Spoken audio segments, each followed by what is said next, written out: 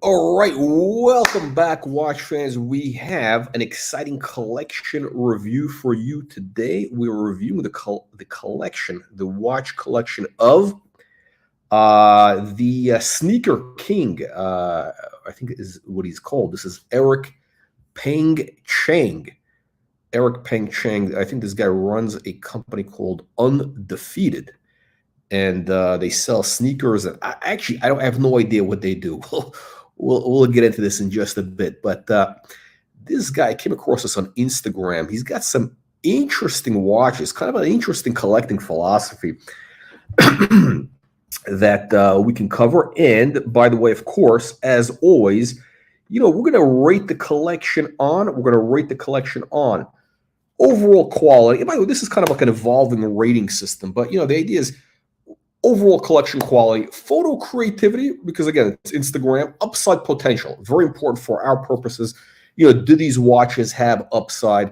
And also, are the watch choices, like, is it interesting? Like, what is what is going on, right? So we're going to be going through that, and of course, make sure to add your comments and questions, and we'll get into it. And of course, in case you don't know, we have a watch newsletter. Make sure you click the link in the video description below to get access to a free watch newsletter and also the Watch Reporter channel. So with that said, let's get into this collection. So quick background. I think I first saw one of these stores in like Venice Beach, like 2008, 2006. I was living in Marina del Rey, and I'm driving down Main Street, and I see there's like a line of people in the morning. I'm going to this coffee shop. What is it? Earth Cafe in Venice or Santa Monica, whatever that area is, on Main Street. And there's like a line of people. It must be like 2 blocks long. And I couldn't figure out what these people were doing. I see this Undefeated store, like a logo. And I didn't understand what it was. It looked like they were selling sneakers. I still can't figure it out. I don't get the whole thing, but apparently this thing is very big. I'm looking at this guy, his Instagram things. It looks like he's got stores like literally all over the world. So this guy's had an incredible run. People are apparently very into these sneakers. So let's get into these. Again, interesting watches. Hang on, I also put out a link. I will put out a link in case anybody wants to join in on the panel right there. Okay. All right, guys. So here we go. So I think he owns, again, I'm assuming watches that people are showing, they own the watch. I don't see any reason why, they wouldn't. I mean, this guy obviously can afford it, right? So this is kind of a customized AP. This is a little bit of a controversial thing. So this is MAD Paris, Mad Paris. They're kind of like, I call these guys like watch tuners, sort of like what AMG, Breguet, or these companies do for, Mercedes, BMW. What is it? Alpina, I think, does BMW. Who does for? There's a bunch of guys who tune like Ferrari, Porsche, etc. Right? So you have actually an interesting phenomenon right now of companies who are doing like tuning on watches. I would call it. They do like customized dials, customized. They do a lot of interesting customization. The best one is Artisan de Genève, right? I think those guys do absolutely amazing work, and I actually think that if you get one of their watches, you're going to make money on that long term. I think they're very undervalued. But there's a couple of guys out there that are not quite as good or whatever. And I have to say Mad Paris, I think, is one of them. I don't quite understand what they're doing. It's I don't know. I think basically it ruins the watch in a way. Whereas Artisan de Genève, they create almost a new watch. They actually really do a tuning job. What these guys are doing, I have to say, it's almost, I don't want to say it's a bust down, like one of these like degenerate aftermarket things, but it's not like Artisan de Genève. That's my take on it. Anyway, so they do this like customized dial, like a purple dial, which is interesting, right? And then they do this factory grown diamonds on this bezel here, right? I'll tell you what I don't like about it. I think with AP, you're really buying that design. I really don't think anybody should mess with the AP design. Okay, that was a masterpiece, and you really can't mess with it. Especially with the dial. I mean, you're paying for the tapisserie dial. Um, it's high horology. Yeah, I mean, I don't want to say the high horology, but you guys understand what I'm saying. It's a respectable horology. With Rolex, yeah, you can do tuning because Rolex is kind of like a platform almost, and the Artisan de Genève guys do very interesting work, right? It's almost like they completely transform it. They're very, very creative. This is kind of like not that creative. I really don't care for this, and to put like factory diamond and basically fake diamonds, lab-grown diamonds on a watch. I don't get it. Like, okay, purple. I don't get it. Sorry. Okay, it's a mistake. Okay. Anyway, but listen, he's entitled to make mistakes. All right. So let's get into it. Okay. So he's got, of course, you got to have that. What do you call this? Travis Scott. I think it's called the Travis. This is the AP that was done with the rap guy Travis Scott, which, by the way, of all their like collaborations, this is kind of the most interesting one. It's kind of like you can see they did work in terms of, they have different fonts. The fonts are different. They got different stuff. It's not just like a lazy thing that John Mayer did. Okay, I'm going to do a blue dial, with whatever Tuscany, whatever. Okay, okay, it's okay.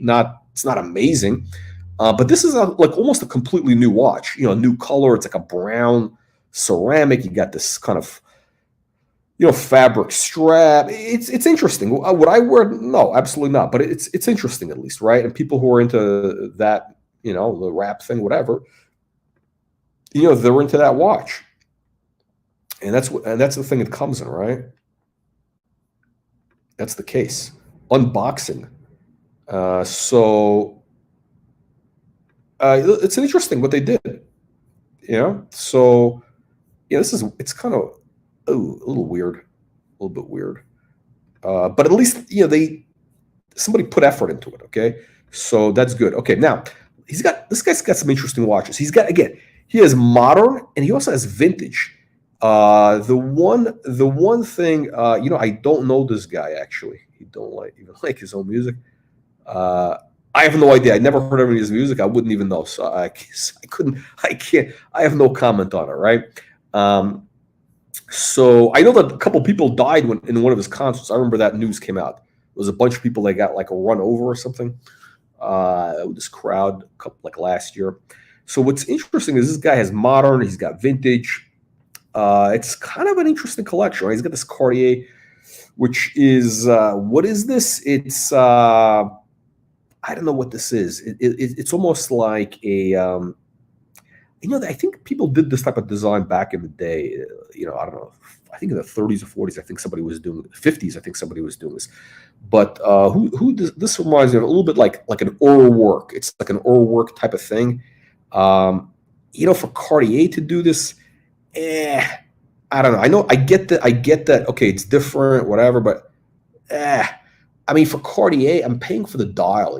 I want to see the dial. Cartier does beautiful dials, and this thing just, I mean, it's like literally a tank, right? It's like literally looks like an army tank with a little window for seeing the dial. I don't know. I don't care for the watch. But anyway, let's keep going. So here's what's interesting. This guy is like the theme I'm getting. He's like a completionist, right? Like he basically 7 or 8, a bunch of kids got killed in that Travis Scott concert or whatever, and he kept on playing the music, right? I think that was the thing, whatever. So this guy's thing is he does a deep dive. He doesn't just buy one off, whatever. No, he goes deep. Like he buys like one of each in a collection or whatever. So he's got this Tudor collection, and you kind of got to respect it. The he's not like a hype guy, right? Like he's I'm not quite sure. I mean, like I don't think this covers his entire collection. He's probably got a lot of stuff that he's not showing, but he's got like kind of interesting stuff. Again, I hate Tudor, but you see what he's doing, right? He's doing like a deep dive into Tudor, where he's going after these, vintage dolls. What is he saying? Vintage Tudor. Okay, so let's see what he's got. A couple, different dial designs, different eras. He puts them on these straps. Okay, interesting, right? It's like, and this is, by the way, I like this, like, kind of honeycomb, this texture, vintage with arrowhead dials, with a dolphin hands. It's like I think it's almost like a gilt. A gilt, is that a bronze, brass? I don't know. But we had a guy yesterday that we had the Baron Bohm. We had a Baron yesterday, one of our audience, one of our members of the channel. He had the same watch from his father from 1958, I think he said. It was a black dial, but it was a Rolex. Okay, it was a Rolex, 34 millimeter. So it was the real deal from back in the 50s. That's what they were.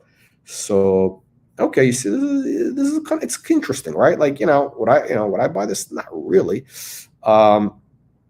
But you respect the guy's, like, sort of focus, right? This guy's like a very very I don't know what's meticulous. You see, he's very anal about these things. He's got to have like one of each, right? What is this? I have no idea what this is. I can't. Apple Watches, or what the hell is it? I have no idea what that is. I don't know what this is. Okay, I can't even look at that. Hang on a second. Let's keep going. Okay, let's this okay, so this is some Louis Vuitton watches, Monterey 2. I think I understand what he's doing. He's basically I think he's into the kind of historical importance. I think he's making a bet that Louis Vuitton watches are going to take off, and it's going to be considered like a serious thing.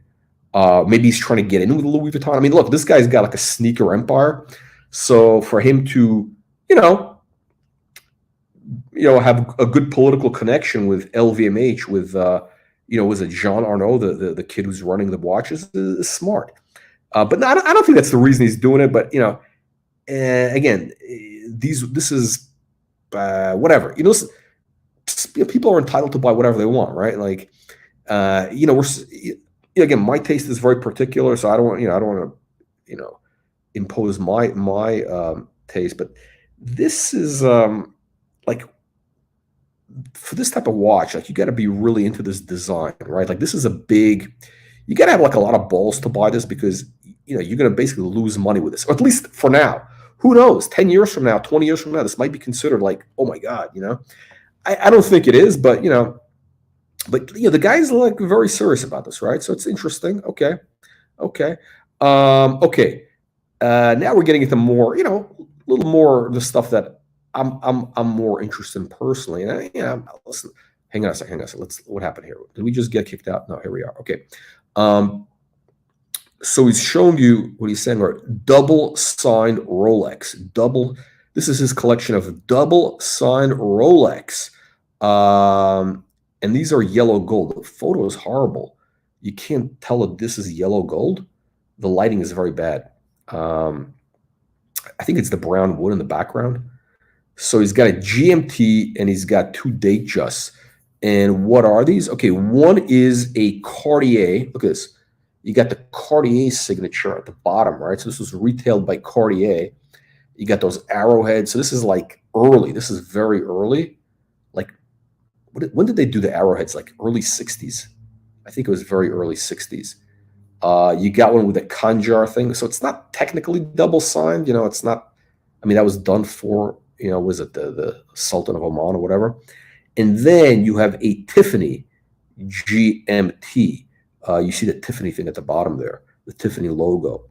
And there they are again. On Jubilee.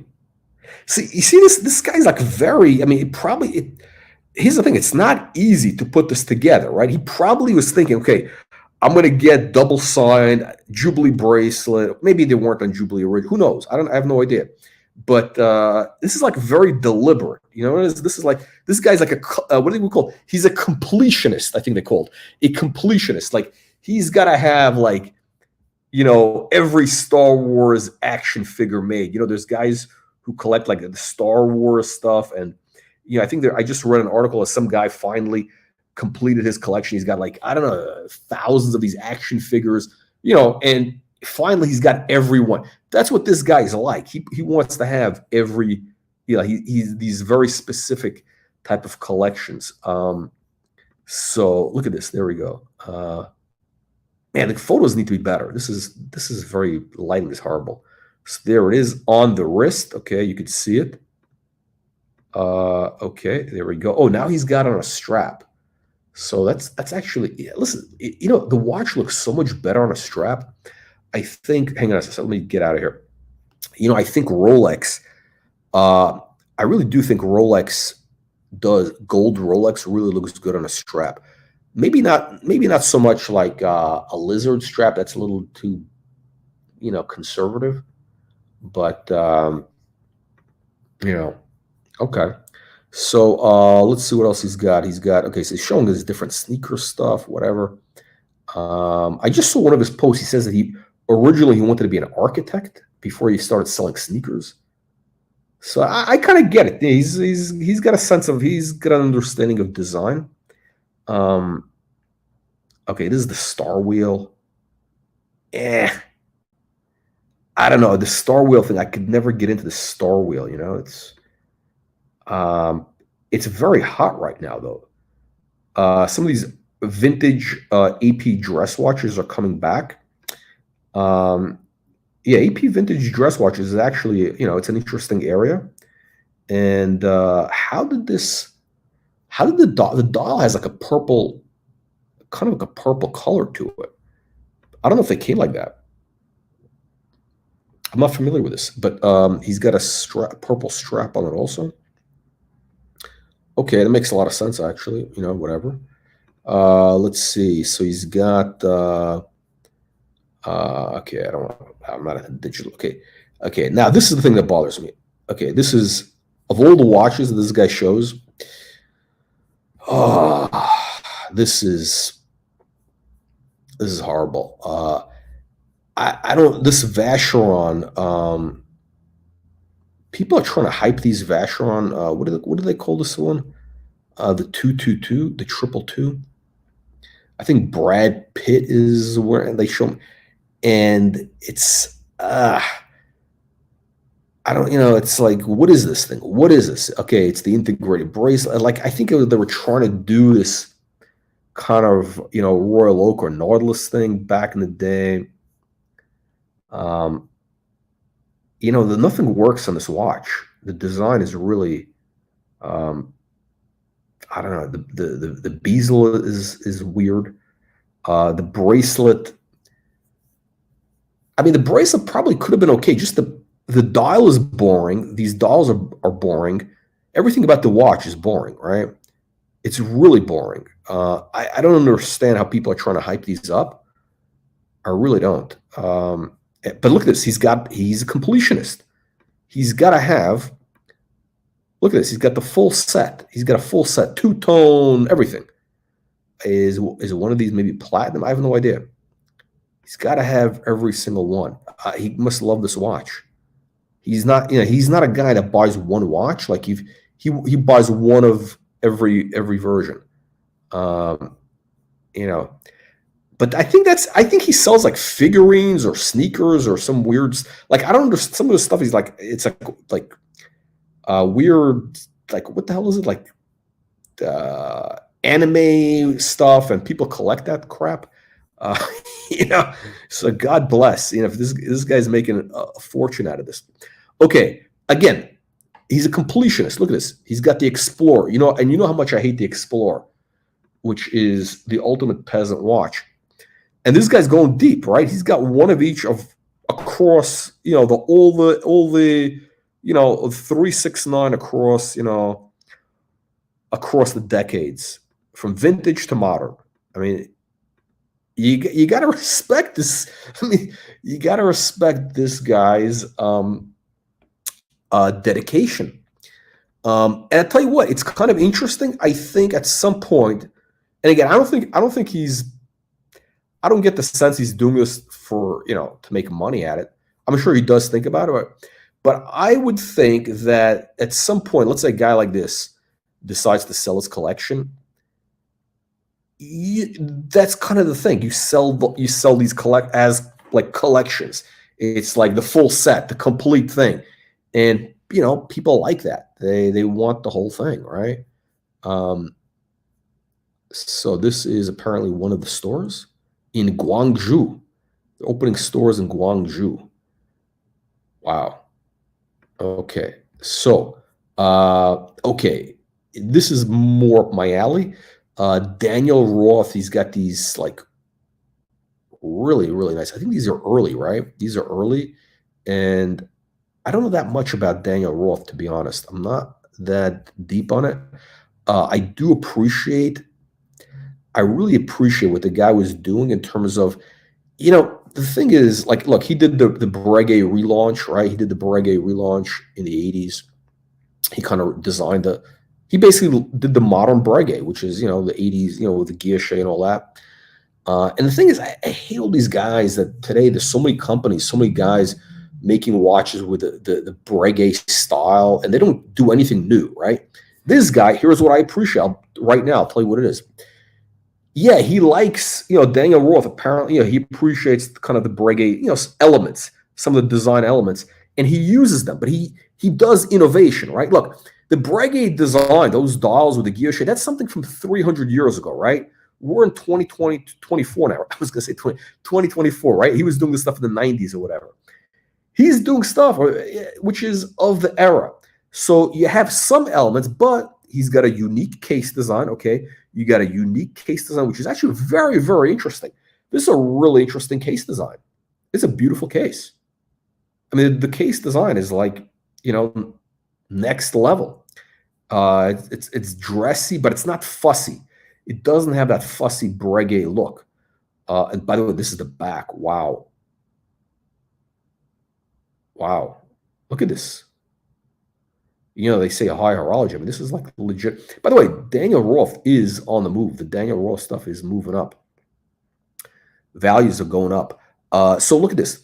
So you got a black dial. I think it's black. I think it looks like a rose gold case and everything. But the hands are interesting. The hands are, he's got these like arrows. It's interesting. The second hand has got this like, I don't know, polo hammer or whatever. He put thought into this, right? The design, the guilloche, it's a striping, which is interesting. Here he's got engraving and other stuff going on. Daniel Roth deserves, he deserves a lot of credit. Okay, here, again, he takes a little bit of inspiration. I don't know, a little bit of inspiration from Breguet, maybe, but the Roman numerals are beautiful. The hour track. These are chronographs, right? So I think these are great watches. And again, he's a completionist. He's got to have one of each. Yeah. Beautiful. Okay. This is, it's weird. Like I went like, can you imagine like this guy probably, you go to his house, he's probably got toilet paper in the bathroom. He's probably got it like stacked up, like in certain shape, like whatever. He's got to have, okay, again, you see the theme here, the completionist theme. Again, now he's got Breguet, tourbillon. He's got to have one of each in metals, right? And listen, this guy, it's interesting. He's putting them on different straps. He thinks about it, right? The guy actually puts thought into this. He puts thought into the strap, into, yeah. Again, Breguet, some of these Breguets are actually, again, I think these are coming up in value. These are pretty nice. I mean, the detail actually is really nice. I think these are modern Breguet, if I'm not mistaken. 3350. Hang on a second. What are these going for? Hang on.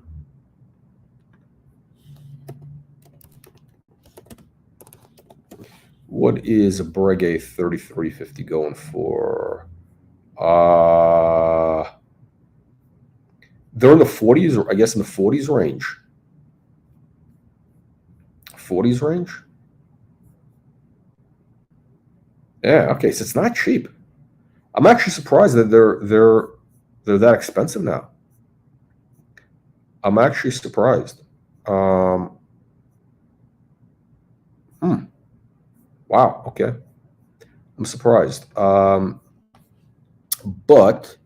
okay, look what he's doing, right? So he's got. I've never seen this. This is like a two-tone Breguet. It's a two-tone Breguet. So he's got one. I think it's. I'm assuming it's white gold. Yeah, one is white gold, one is yellow gold, and one is, oh, I think it's platinum and rose gold. So the one right at the bottom, I think it is platinum and rose gold. Yeah, and again, I love two-tone because of the contrast. Okay, I love that contrast of steel and gold, whatever. But if I had the choice of platinum and rose gold or something like that, like a white and a warm metal, like a white gold, rose gold, or whatever, I would go for it. I mean, that is very, very cool. I mean, look at these cases. They're beautiful. These are really beautiful. I think these are from the Daniel Roth era, right? Apparently. Yeah. The two-tone here is my favorite. I mean, that is, and this is it. I think this is the two-tone right here. Wow. You got just a little bit of rose gold. Shit. Wow. Okay. That's excellent. I mean, that's beautiful. That's like a beautiful, beautiful set. Okay. Guys, by the way, before we get into it, make sure you click the like, subscribe button to get access to our free weekly newsletter. I'm going to show you a quick snapshot every week. We cover the world of Audemars Piguet, Rolex, Patek Philippe, vintage models. So by the way, right here on the screen, we got, I'm giving you a snapshot of this week's newsletter that went out last Friday. And this was, we covered vintage watches. Stuff I'm not doing on the YouTube channel, right? The 8171. These are real heavy hitters from Rolex, blue chips. There's a whole like deep dive. And of course, we have the Watch Reporter website, which recently this is in beta right now, the Watch Reporter website. Again, covering all the brands, AP, Rolex, Breitling, oof, not yet. Greubel, Force, everything. Auction previews, watch reviews, collection reviews, and also a deep bank of deep dive content on watches, like a knowledge base, database of all sorts of stuff you always wanted to know, but were afraid to ask. That is at watchreporter.com.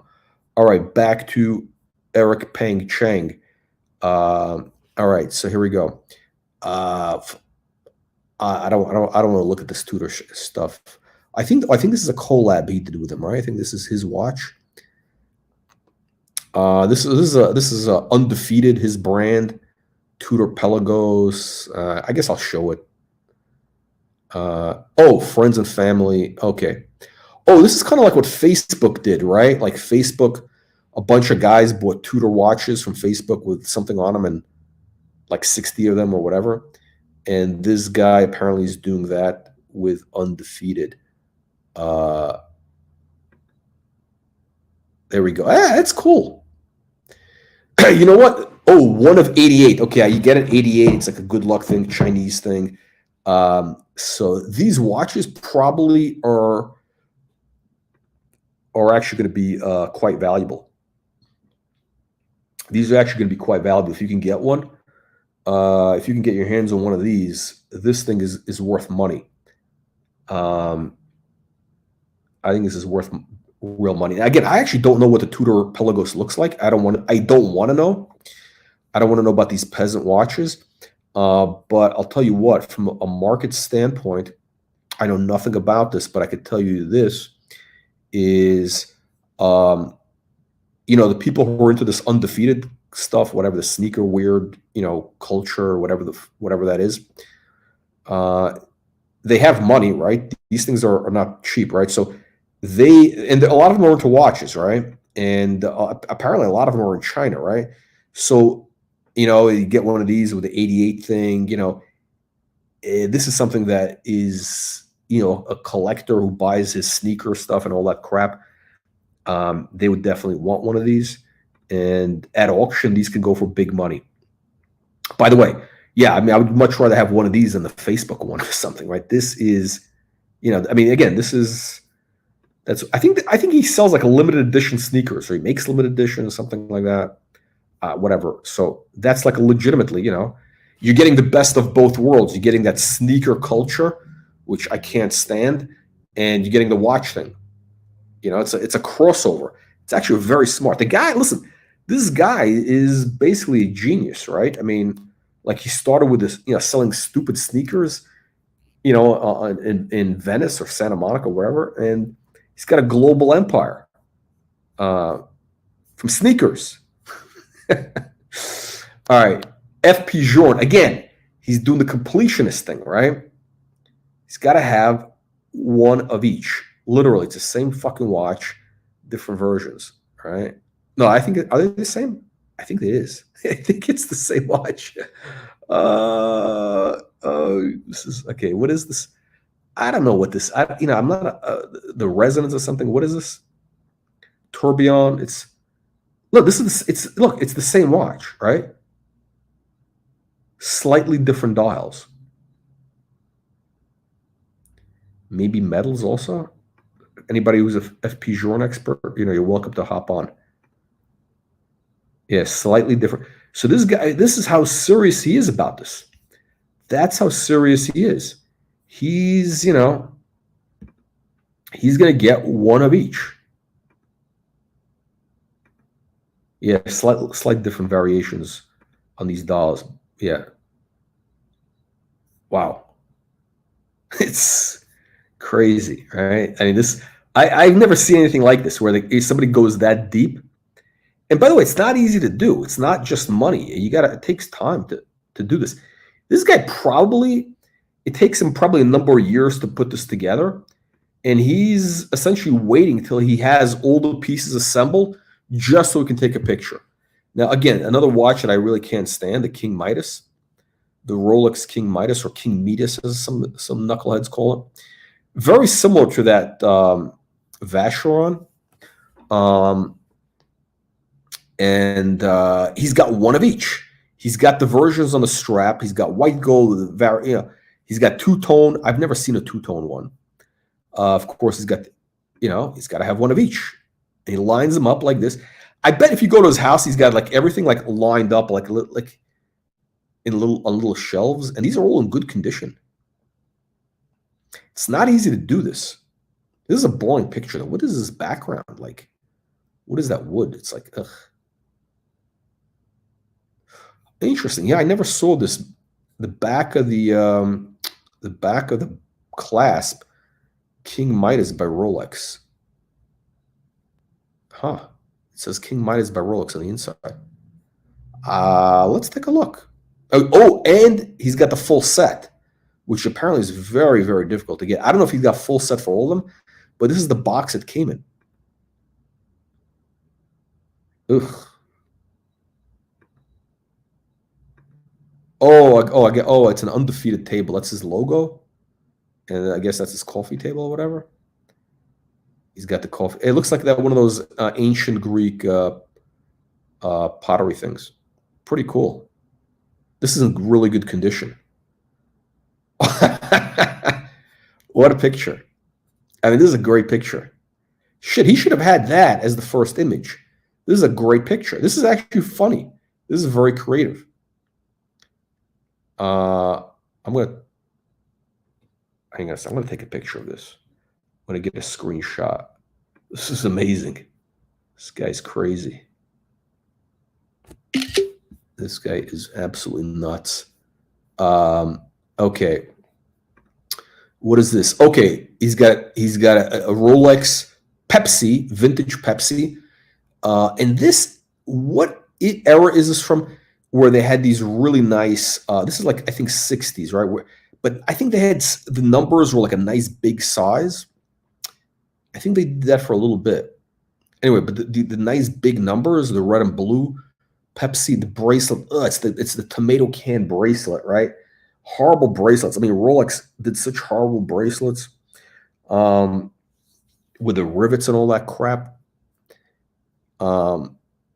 I can't believe this. Yeah, Rolex did such horrible bracelets.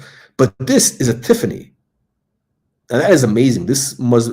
How much is something like this worth? A Tiffany GMT Pepsi in this condition? I don't know. I would think maybe 100 grand.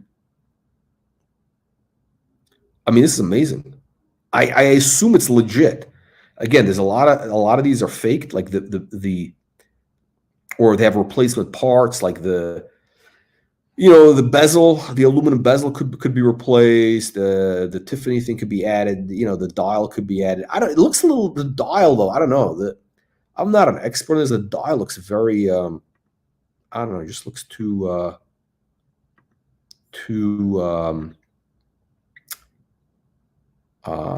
even.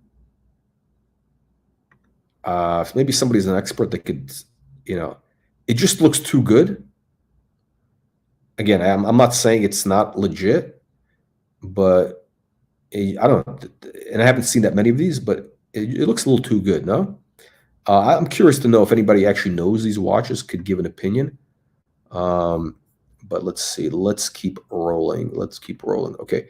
So we are rating the collection on overall quality and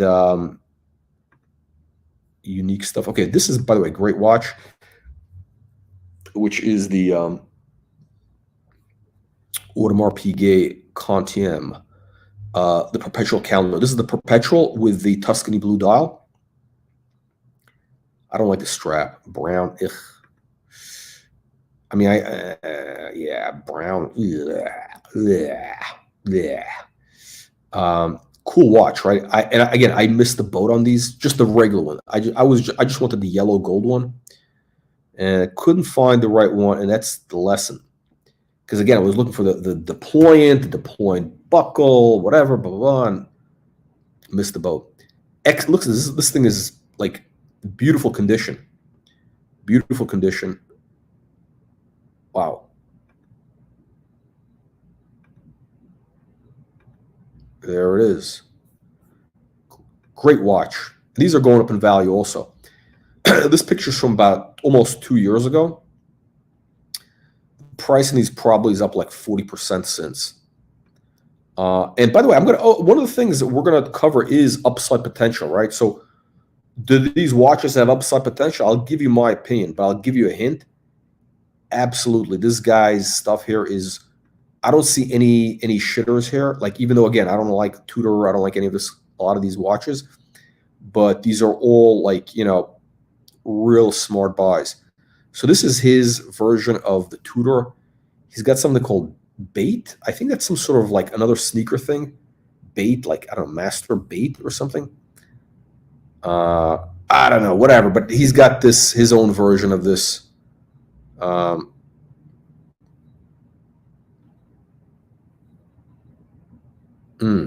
Now that crown, is that a custom crown? I don't know.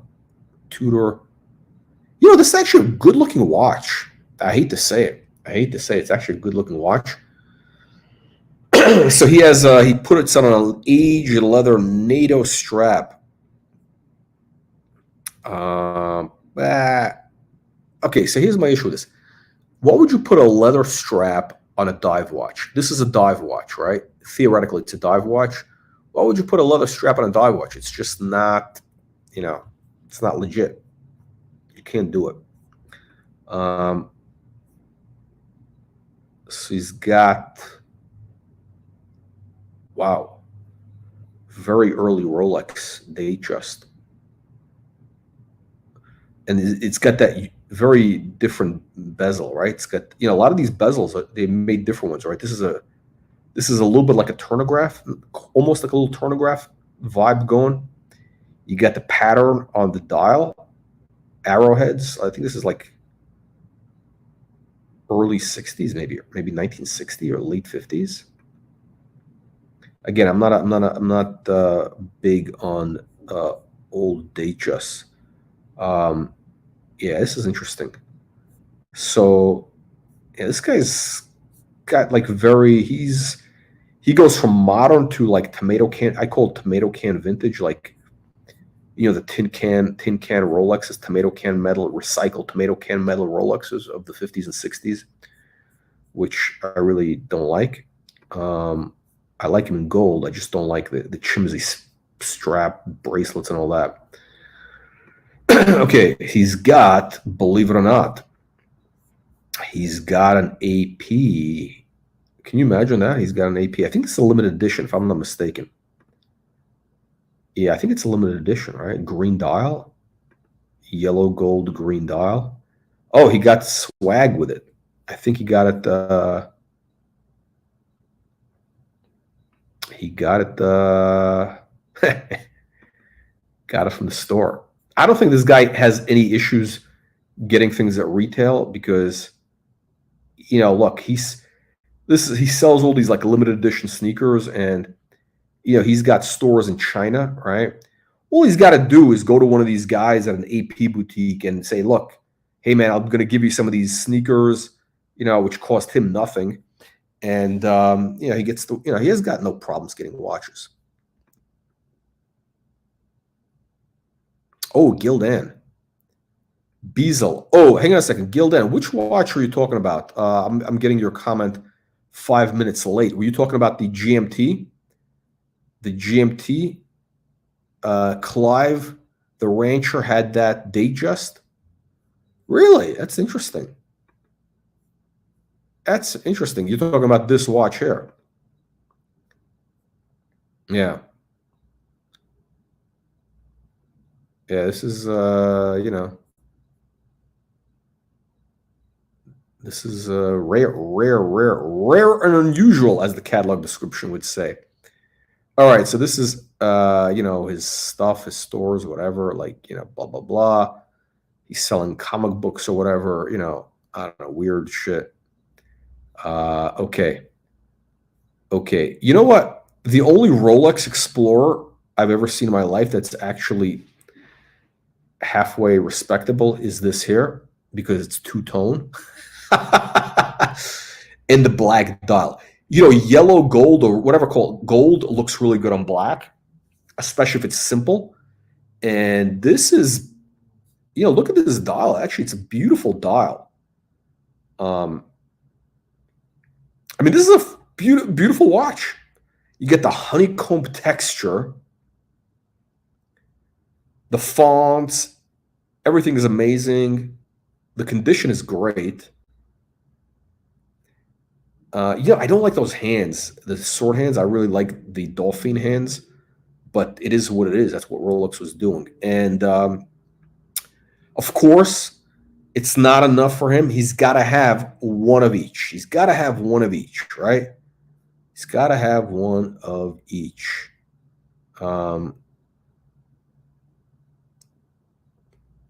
We saw he's got the 369s, right? He had those.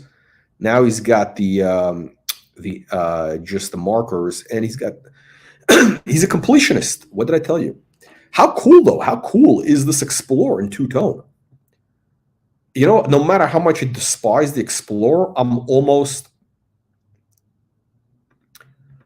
Gildan, hop on the thing here, man. Hop on the panel. It's not even a panel, it's just me. You and me, man, very intimate. Yeah, this is what do you think would this Explorer would sell for? I'm curious. What would a two-tone Explorer like this go for? This is like early, very early. Stunning.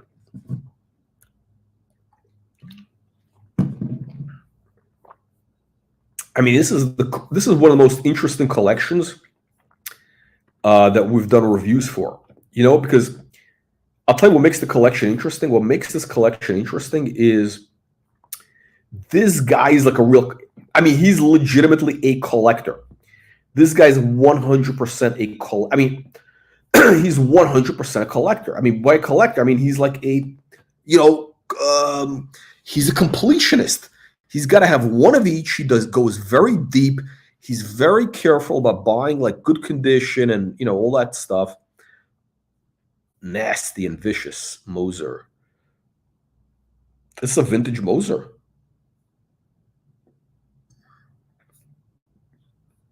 1919.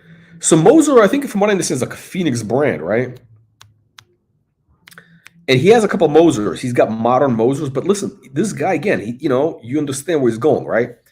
He's got to go deep. He's got to have the modern, but also he's got to have some of the early examples to see kind of the evolution, which there really isn't one. It's completely different companies, right? So it's an officer watch. This is like World War I era, right? Trench warfare. I love the lugs, the way the lugs kind of small, and porcelain dial. How big is this watch? I'm wondering. It's probably 35 millimeter. It's not small. It's not too small. I mean, it looks immaculate. It looks immaculate. I don't know how. I don't know how original the condition is on these watches. I would have no way to tell. The vinyl toy is 10 grand. Which one is the FP? There's a vinyl. Come on, man. You got to hop on this live stream because I don't know. I need your input on it. I don't know these things. This is FP Journe.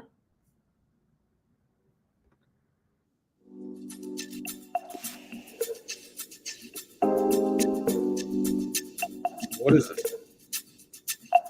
Who makes these dials?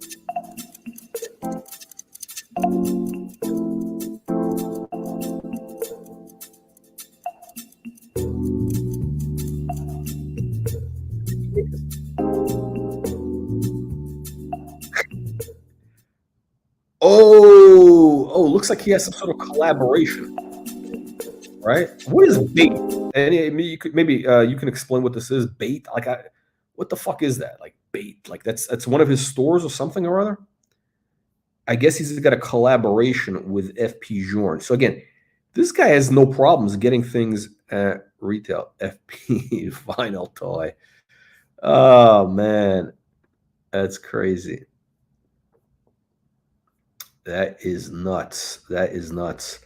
Let's see what else. You got these sneakers. I tell you, it's very, very interesting. What is this? The fuck is this? It's like I look this bathing ape. Yeah, I remember hearing about this bathing ape like 25 years ago, like maybe more. Like it was a thing in Japan, and like I remember hearing about it when it first came out. It must have been like in the 90s or what, a long time ago. And because that was an article that, wow, this thing is big in Japan, and these kids, they're buying this stuff. It's very expensive. And I was like, what is this? I don't understand it. Like, it's like a fashion thing, and you're paying big money. It's like, streetwear. Like, it's basically like why would somebody pay big money for that? It's like, it goes out of style like immediately. Or whatever. Who wears this stuff? Where would I wear this? Bait. This is like, it makes my head hurt.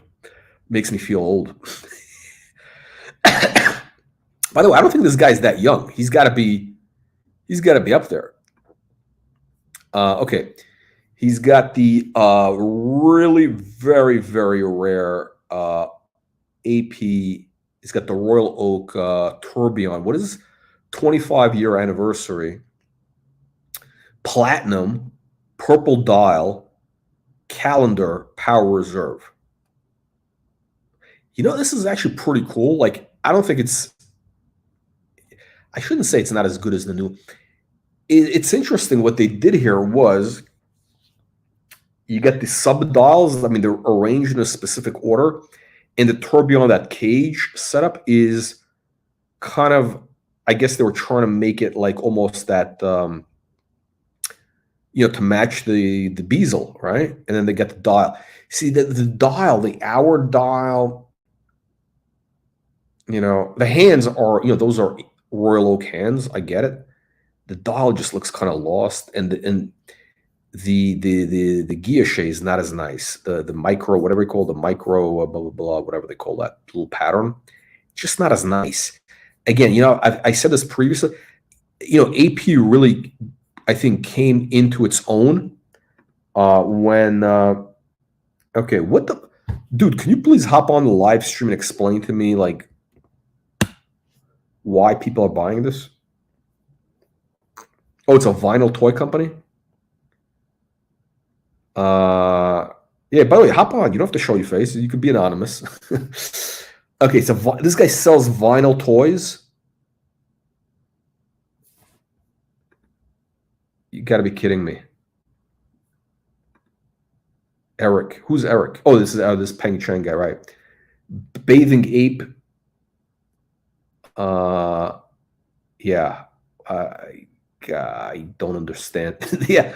The guy, listen, the guy's definitely, I mean, I'm sure this guy's worth, in the hundreds of millions, right? If not more, right? I mean, with all the stores and everything, the margins, he's got probably crazy margins.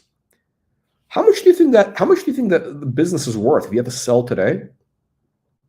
Actually, no, probably more. Probably if you think about it. I don't know how many stores the guy's got. It looks, if you do the math, it must be 100 stores. Who knows? I mean, this is like, could be a valuable brand. The Undefeated thing could be very valuable for, somebody smart. Like, I wonder if LVMH would buy that. I bet they're in talks. I bet they're talking. It's a very different market, but you get it. All right, how much do these toys sell for? These vinyl toys. It's like, whoa, we got a. Dude, I'd rather have you come on the channel than the super stick. I appreciate it. We got a $10 super stick. You should come on. I want to hear your input on these things here. Crazy stuff. Okay. So, again, I think AP came into its own really only in the last like 20 years or so, because they made the dials, the dial, the texture, what do you call it? The tapisserie became brighter. The tapisserie became nicer. This is like the old style tapisserie from the 90s. Wait, 25 years from 72 would have been, when was that? Somebody do the math here? Is that 80? Is that the 80s? 25 years to 72 is 25, 97. It's the 90s. It's the 90s. 97? 97. So this is 1997. And yeah, I don't like this. Tapisserie is not good. The new tapisserie is really good. That's why AP was having a hard time with the Royal Oaks back then. When they went with a nicer tapisserie, all of a sudden the watch is completely different. So it's not so much it's really not. It's not the bracelet, okay? It's the dial that made AP good now. So, because I remember seeing these back in the day in the 90s, and I thought they were ugly. The Royal Oaks with those gray dials with this type of little texture, the little thing. I thought it was so goofy, dated looking. And I still do. I actually find this very ugly. This little baby tapisserie, whatever. Although I actually should do. No, I got one which is a little better. But yeah. So the tapisserie change was great. Okay, now let's go into this. Okay. He's got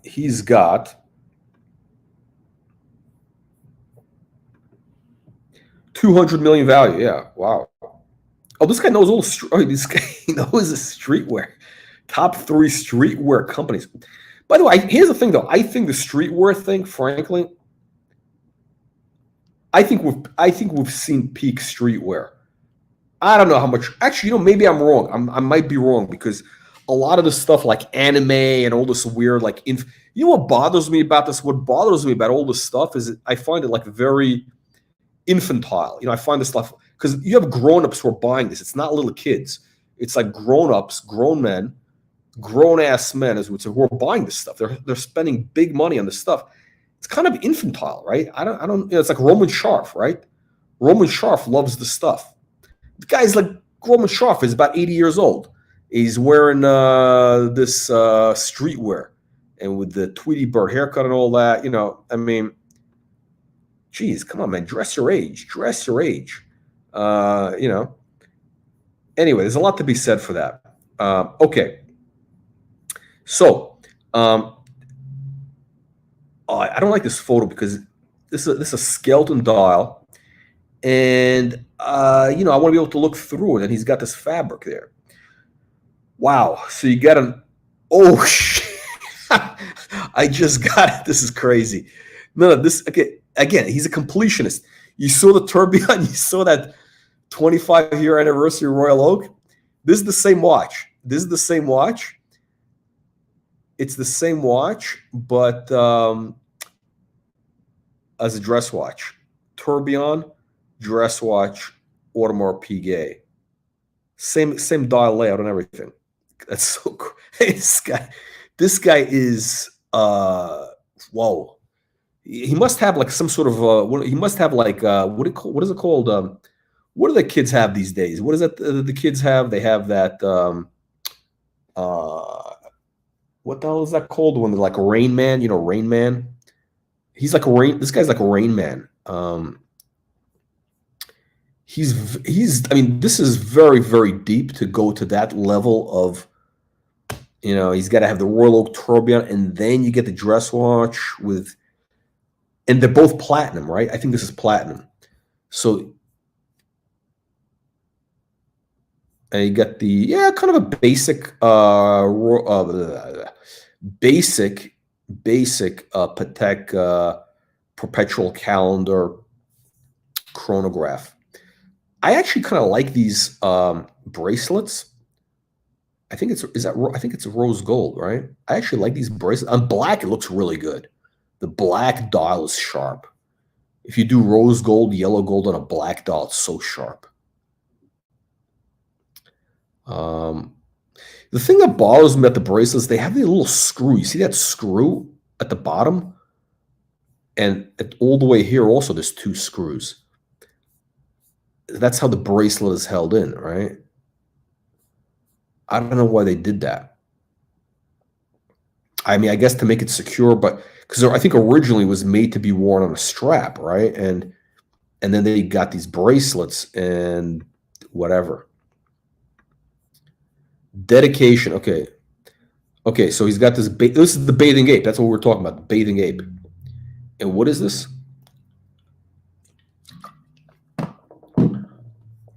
I don't know what this is. I gotta move on. I can't deal with this shit. All right.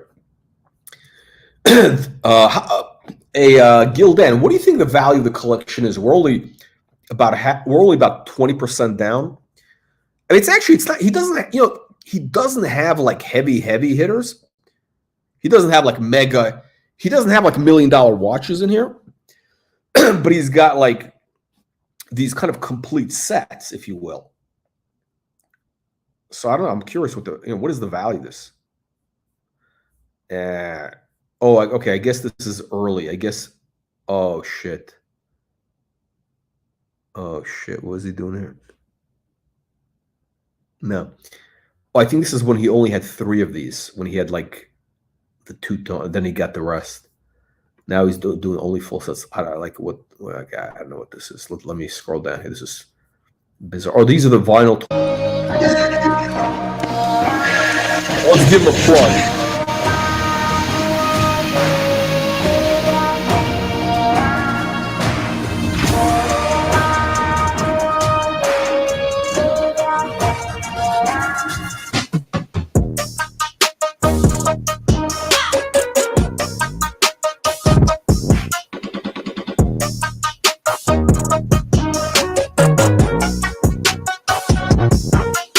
Okay, what's with these? Like, why would somebody want one of these? Look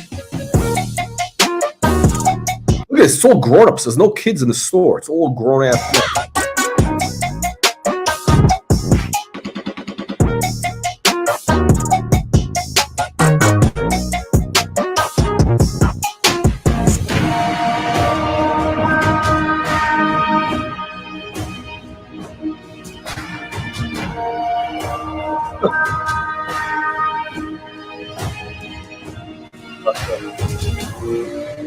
Okay, I can't deal with this shit. This is too much for me. This is how. That's how this guy makes his money. Yeah. No, no, no, no. North of no, come on, north of 1 million. No, this is a lot of money in here. I mean, you got the Patek chronograph, yeah, the date. That's yeah. You got a couple. There's millions in here. I mean, I don't know. I think it's all. I think it's probably like 3+ million. But it would be impossible to replicate this collection. Like this is a collection you can't replicate, really. You can't. Like you can't buy like this. He's got some of those sets of watches. You just can't get that. Okay, so he's got it's kind of an unusual choice, right? The AP with this like weird military doll. Like, these were dogs, by the way, dogs with fleas. And this Patek annual calendar. It's really unfortunate. Chronograph, whatever it is. Here, look at this. You see the contrast. The Royal Oak bracelet is so beautiful, and the Patek bracelet is just like garbage.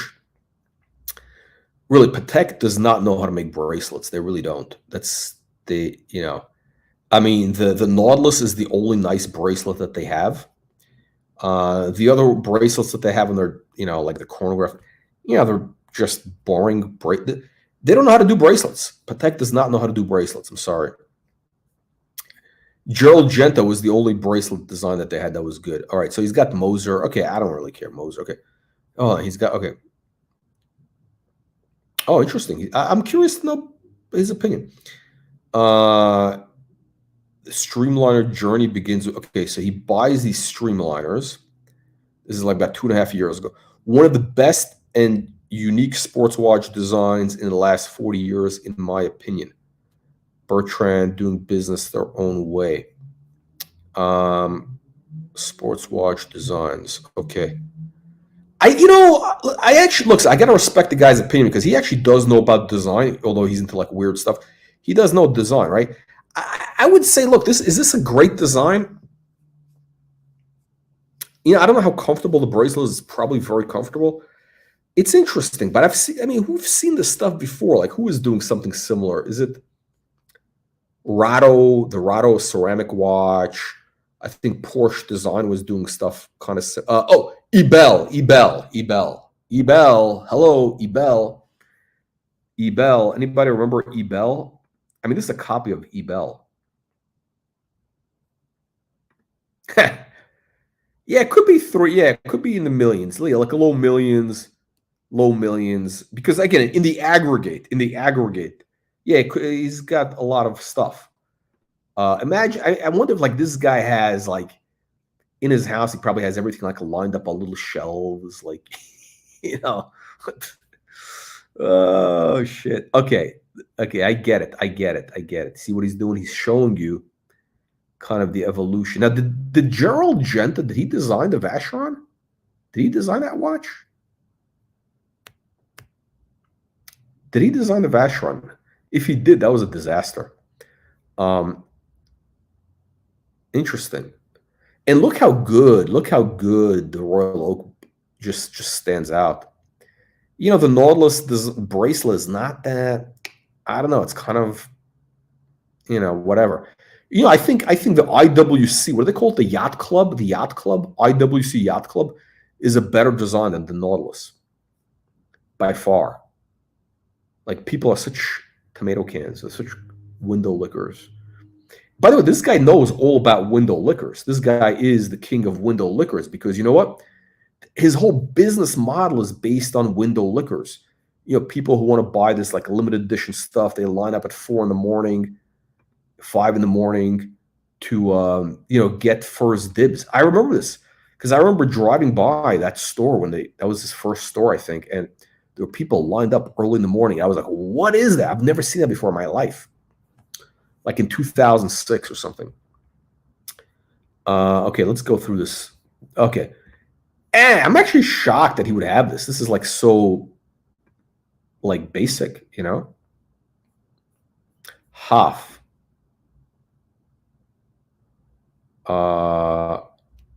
I don't know how to get a hold of Haf. I don't think Haf is a fan of my channel. uh, he pays strong. Consult. What does that mean? What are you saying? What? You got to explain in English. I don't understand this stuff here. I don't understand. You got to explain. I can't. I don't know. You got to talk to me in English. I don't know this like kid language today. Like what does this mean? I don't know what this. Get this guy Hoff on with his baseball cap. So this guy here. Hang on a second. Hang on. What does it say? He's a whale. Yeah. Oh yeah, no, this guy's this guy's. But here's the thing. This guy basically is like okay, if you're talking about retail stuff, like it's not even an issue. Like whatever the guy wants, he can get like whatever AP, whatever Patek, maybe not Patek so much because maybe he can't get Patek because look, he's got. I mean, you got to say he's his stores. He's got stores in China and Japan, right? I think somewhere else though, but in Asia, right? And the Asians love this stuff. They love these like little dolls and this like anime bullshit, whatever it is, streetwear, right? All the people who work in those stores, those are the customers. The people who work in the AP boutiques, they buy this stuff, right? So like, and I'm sure he's got relationships with the management. I bet that guy Francois, whatever, would blow this guy. I'm surprised they didn't do a collab with this guy.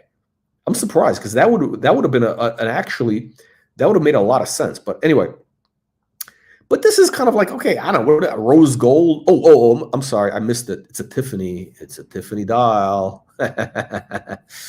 It's a Tiffany dial. 50. This is the 5711, right? If I'm not mistaken. 50. Yeah, the rose gold. By the way, this is a great watch. I had this on my wrist. Wow, this is so beautiful. Beautiful, beautiful, beautiful watch. It's like 70 grand at retail or whatever, right? It looks really great. It really does. So let's go through here. Okay. Oh, there we go. We got another Cliver's watch. But this is unique. Now, I don't know what the model is, but this is, okay, I love the dolphin hands, right? This is the, it's got the little stars, just like, just like the, what do you call it? The stellene, right? That triple calendar. Oh, shit. Do we have the stellene here? I'm going to show you the stellene. Oh, oh, man, I didn't have a picture of the stellene. But anyway, yeah, that is amazing. This is an amazing watch. Beautiful watch. The dolphin hands make it so great. The honeycomb, the dial looks great. The little stars, wow. I'm surprised he doesn't have like the big heavy hitters though, like the stellene, the 6062. Why doesn't he have that? Maybe he does. He's not showing it. I mean, he could buy it. It's not an issue. Are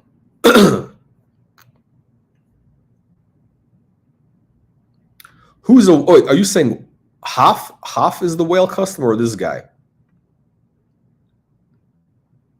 Yeah.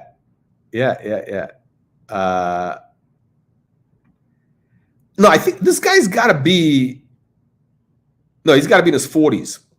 No, he's got to be because I remember the store was around in 2006. That's like, what is that? That's almost 20 years, right? He's got to be up. I mean, I don't think he's 50. I think he's got to be like 40, in his 40s probably by now. But his mindset, he's very young at heart, right? He's very in tune with what the kids want. Like he's very into the, he's got that, maybe he's like like an infantile mind, which is okay. Like artists, like listen, it's like Picasso. He's like an infantile mind. At 90, he had like a brain of a 5-year-old. Now this, I hate this fucking watch. The Roman numerals. I'm surprised he would have this. This is very surprising. Like, why would the guy buy this? This like doesn't make any sense for him. You got a meteorite, right? But it's the Roman dial. Ugh. Ugh. Bait.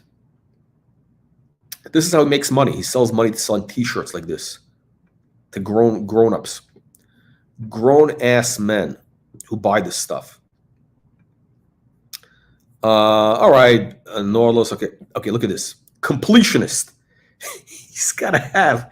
So this is the. I'm assuming these are the ones that go in the leather straps. I think that's what he means. Leather joints. I think that's what he means by this, right? You know, he's got to have one of each.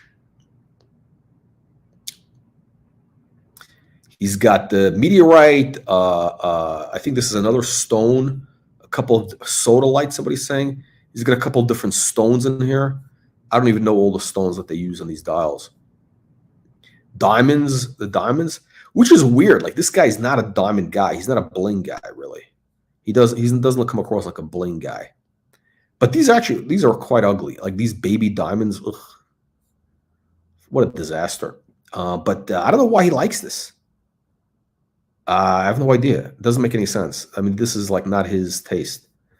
It's like very. Oh yeah. Wow, this guy's he is doing something right. So this is the undefeated sneaker, whatever. Okay. Wow. You know, it's an interesting design. Actually, it's an interesting design. I get the like a tire almost. Okay, whatever. Paul Newman Daytona. I'm not a Daytona fan. So this is 3 years ago. I guess he was going. I guess he was in a Daytona phase. He was in a Daytona phase then, right? That was probably peak Daytona. He's got the Moser. Whatever. Not a Moser fan. FP Journe on a bracelet. Hard pass for me. Hard pass. I don't think FP Journe knows how to do bracelets. FP Journe should stick to what he knows, which is dress watches. He's not. He doesn't understand the sport watch. That's not his thing. Big mistake. Dog with fleas. That's his undefeated two-door. Black Bay, whatever that is. Is that a limited edition? I wonder, is that a limited edition?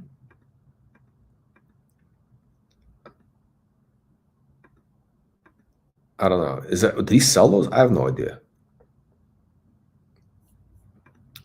This is what this guy sells. That's what pays for all these watches. He sells toys to grown-ups. Okay, let's keep going.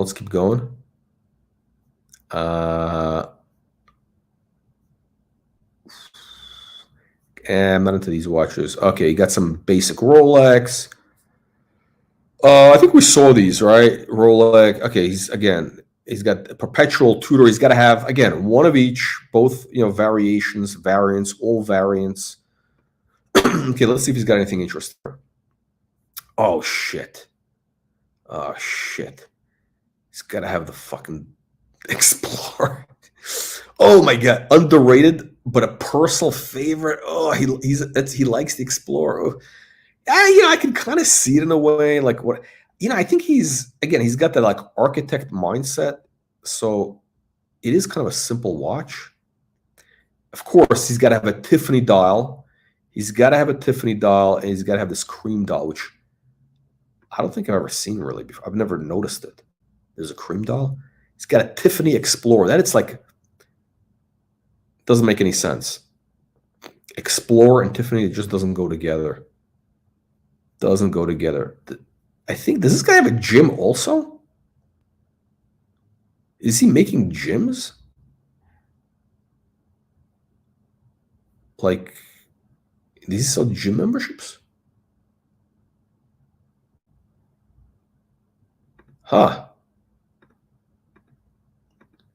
Wow, look at this. Okay, this is a gym. This is the Undefeated gym. Okay, so that's actually kind of interesting. So look at this. Basically, you charge people a premium to work out in this, like, very, you know, kind of, it's a nice design. It's a very minimalist kind of design. Very, I hate to use the I don't want to use the word zen, but it's funny. Like in LA, every real estate, description, like every, real estate listing, they always say, "Oh, it's very zen. It's very zen." They don't even know what that is. Um, so this must be a premium gym. How much does he charge for a gym membership? This guy's a genius. Guy is a genius. This is where he sells vinyl toys. He sells vinyl toys over here, but right by a school zone. But the grown-ups, this is all for grown-ups. Okay, let's see. Do we have more watches? Let's go to the watches. Ugh. I hate this nautilus. The Roman numerals. Ugh. And these are actually for some reason, these had like a run. The price on these went crazy. This was like a dog with fleas. Like you couldn't give this away. And all of a sudden, they had like a run. It's like, wow. This is one of the ugliest dials. Again, this is a dog with fleas. It's like a Neptune. It's like the Patek Neptune. Anybody remember the Patek Philippe Neptune? No, they don't, because it was a dog with fleas. And this is the same thing. People just don't know it. Let's see. You know what? He may have only started collecting watches recently. It could be. I think he may have only started collecting watches in the last, couple of years. Wow, he's got Stan Lee. Anybody remember? Oh, this is Stan Lee died 5 years ago, I think it was, right? The guy was like 100 years old. Great shape. Look at that. I don't know if that was, before he died, but the guy was in, and also very, like this guy, very, childish mind. Stan Lee. I mean, I guess in a good way, right? Making comic books. So yeah, I think that's it. I think we covered the guy's entire watch collection. Everything else is like toys and crap. I wonder if the guy is making sex toys. I mean, that would be interesting, right? Like sex toys. That's right. That's right. Like Sacha Baron Cohen, exactly. Join the channel. Okay, guys, let's go. We're gonna rate the collection. Gildan. I hope you're still on here. Okay, let's do this. We're gonna rate the collection on. Let's just say quality of the collection, like the philosophy. Like, is there a theme to it? Is something going on here? Unique pieces, upside potential, and photo creativity. Okay, I'll start with the easy one. Photo creativity. He's actually photos. I mean, they're pretty good. They're not. I mean, like some of them are like with the wood tables. The lighting is not good. I mean, actually, I would give his photos like a B. They're a B. I mean, he could do whatever he wants. His photos, he didn't put that much time into doing it. Like, it's not like some of the other guys. I mean, they're just on flat backgrounds. They're not like in interesting locations. It's like indoors. It's very anal, very sterile and boring. So I give his photos, I mean, maybe even a C. They're not that great. And they could be better. I mean, this guy's, I know he's capable of doing much better, right? Let's talk about overall collection quality. I mean, in terms of, I would say, is there a theme? Is it cohesive? Yeah, I mean, the overall collection I'd give it like an A because, I don't like a lot of this stuff, like Explore, whatever, but I give it an A because, he's got a real sensibility. He's got a direction. He's got this, completionist mindset. I'm going to get one of each. And they're interesting watches. It's not like he's collecting garbage watches. Even the Rolex Explorer. Listen, what can I say? Some people, they like the Explorer. It's like some people like I don't know. It's like different food or whatever, or they like the Tesla, right? People like Tesla cars. which I think are the most disgusting cars ever made. Um, hang on a second. Do we have 9 plus? Okay. Okay, so no, we're doing. Oh yeah, I'm doing A through F. So I'm giving. All right, we can do. Okay, yeah, I would say the collection is okay. So the overall collection, like theme wise, is an A. I give it like a 10 because he's got a theme, he's got a sensibility, and yeah, he's put time into this, right? The guy's making an effort. He's not just accumulating random shit to show off. He's buying it because it's like a guy who collects these like little toys.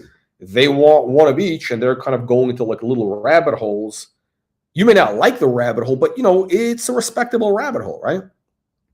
Yeah, maybe an A minus. Yeah, it's not. Maybe it's not an A. It's like an A minus. Yeah, that's fair. It's an A minus. Like he doesn't have like really like, oh my god. I mean, I know FP Journe is a whatever, but it's like they're not like I'm saying they're not like amazing Patek or AP or whatever. It's they're kind of middle of the range. You know what it is? I'll tell you what bothers me. Everything here that the guy has, it's all like accessible watches. It's all like middle of the road watches. It's not like heavy hitters, which he could buy, right? It's kind of like, middle of the road watches. I mean, it could be valuable versions, like they could be very expensive Explorers or expensive, GMTs, but they're like, middle of the road. They're not, they're middle of the road watches. They're just rare. So it's,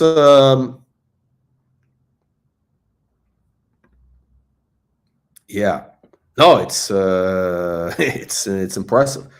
So we got yeah, that's actually interesting.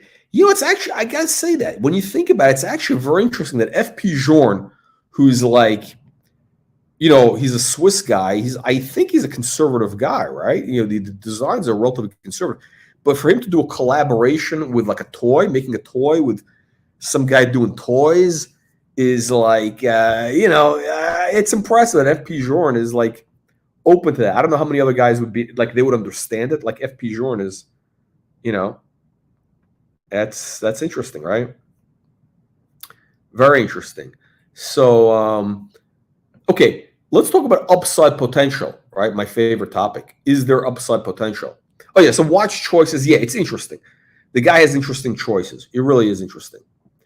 I mean, and again, like the Explorer, all that crap, which I don't like, but the fact that he takes time and he goes deep into getting like unique examples and assemble a full set of, and the King Midas, which I absolutely hate. The fact that this guy gets one of each and the box, and he put this thought into this, right? So you got to give him credit. Upside potential. I absolutely think everything here has upside. Now, I don't know if he overpaid because, again, this guy, I don't think he's on a budget, right? So, he's not afraid of, and he's got like very rare pieces in good condition, exceptional stuff. So he might be paying top dollar, right? I don't know if he's overpaying, but he's not, he's basically buying stuff. He's not, I don't think he's getting bargains, right? So, but everything he's got is, to me, looks like none of the stuff looks like okay, so let's talk about Rolex. All the Rolex stuff there has upside. Maybe not so much the Daytona. Like, I don't know. He may have bought that at the top of the market. The Paul Newman. He may have bought that at the top of the market. So whatever. That's kind of dead money, I think. I think Explorers have upside. Especially he's got those really rare examples. The FP Journes, yeah, I mean, he's not going to lose money on anything. The Daniel Roth he has only a couple of those. So I would say, yeah, there's nothing like, I didn't see anything which would be like stuff going to the moon. There's no like blue chip stuff like, oh my God, it's all like very, relatively conservative. I mean, the guy's taste is actually relatively conservative, which is kind of weird, right? When you think about it, he sells these weird toys, but his watches are pretty much conservative, except for, you know, maybe this or like the AP, this what do we call it, Travis Scott. But you know, I kind of know, you know, I get it. I kind of get where he's coming from with this. Like, okay, it's like a, you know, sneaker thing or whatever. And you know, he's probably got it at he got it at retail. He didn't, you know, he could flip it any time and make money. So, but everything is very conservative. That's the one thing that bothers me. Like, it's like very, you know, it's a very conservative. It's like very like, it's very nice, but you know, it's a little, you know, it's a little boring. I think it's a little boring. I'm kind of bored at the end of the day. I hate these Vacherons. I really hate these Vacherons. He should smash these with a hammer. These and the King Midas should be just smashed with a hammer and melted down for scrap. All right, this is amazing. Absolutely stunning. Absolutely stunning. You know what you should do? You should do a picture side by side, the Breguets and the Daniel Roths, and because it actually works together. It's a very cohesive type of thing. He's even got very similar straps, you know.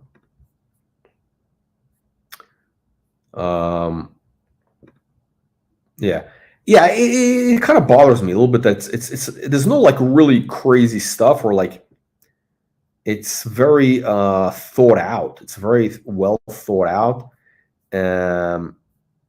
Yeah, some of the stuff like I don't know. It's like, what the fuck is this? Unimatic. I think, oh, he sell. Oh, this is something he sells. Okay, that's what he sells to pay for the good stuff. So yeah, I mean, like this. I like this stuff. This is what I like. So yeah, exactly.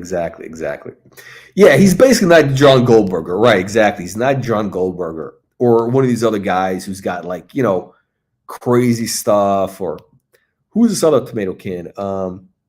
What's his name? Toledano. I was trying to get Toledano on the show. He didn't want to do the show, but he's got great stuff. That's Phil Toledano, whatever. And maybe he doesn't like the channel because I think he's anti-Trump, and you know, he knows we're big Trump donators on this channel. So no, Phil Toledano has great. You know, he's got crazy watches with those Gerald Genta crazy designs. You know, the Patek Philippe Beta. I like that stuff. You know, it's like it's you know, it's out there. It's interesting. It's beautiful design. It's creative. This design is almost like you know, it's kind of dull. It's like you know, this is like yeah, it's there's a lack of flavor. You know what I mean? There's just a lack of flavor here. He needs a little extra sauce in here. Yeah, there's no like really like outrageous stuff. And you know what? I don't think there's gonna be. I think the way this is going is sort of like, you know, he's very, very, you know, that kind of what is it? I don't want to say minimalist. It's you know, very, you know, whatever. Anyway, all right, guys, thank you everybody for joining the show today, and of course, Gildan, the show sponsor. Look at this. For $10, this guy is a show sponsor. You too can be a show sponsor for as little as $10, unless we get somebody else. Okay, guys, make sure you click the like, subscribe button, and of course, get our free weekly newsletter. Click the link in the video description below, and check out our incredible site. Wow, what an amazing website. The Watch Reporter website. I think this is the best watch website I've ever seen in my life. I mean, I'm not even biased. I'm just telling you the reality. This is the absolute best website I've ever seen in my life. There's all sorts of stuff here. We got auction stuff, watch reviews, we got collection reviews, knowledge. By the way, we got news, marketplace coming soon. The marketplace. That's right. We're gonna be buying and selling watches, baby. buying and selling watches. Unbelievable, but true. And these are the brands. Even Blancpain. Yeah, Blancpain, Breguet, possibly Breitling, vintage Breitling. Yeah, Cartier. Groibel Forsey. Harry Winston. I like Harry Winston. Yeah, all that good stuff is going to be on this website. So, guys, make sure. By the way, you know what I'm looking for? I'm looking for actually for. I am looking for. I am looking for kind of like an editorial type of person. Like I don't want to say. I'm looking. I don't want to say I'm volunteers, but I'm looking for contributors to the site. So, for example, let's say a guy like this guy, Gildan. Maybe this guy obviously has deep knowledge. Gildan, you don't want to join the channel. You're very, private, whatever. I get it. But maybe you want to join the website. We're looking for contributors to bring in articles. You don't even have to write the articles, but curation. We're looking for curation. So guys, get in touch. Get in touch if you want to be part of this. Yeah, you might actually even get paid. Unbelievable, but true. All right. Thank you, everybody, for joining. See you in the next one.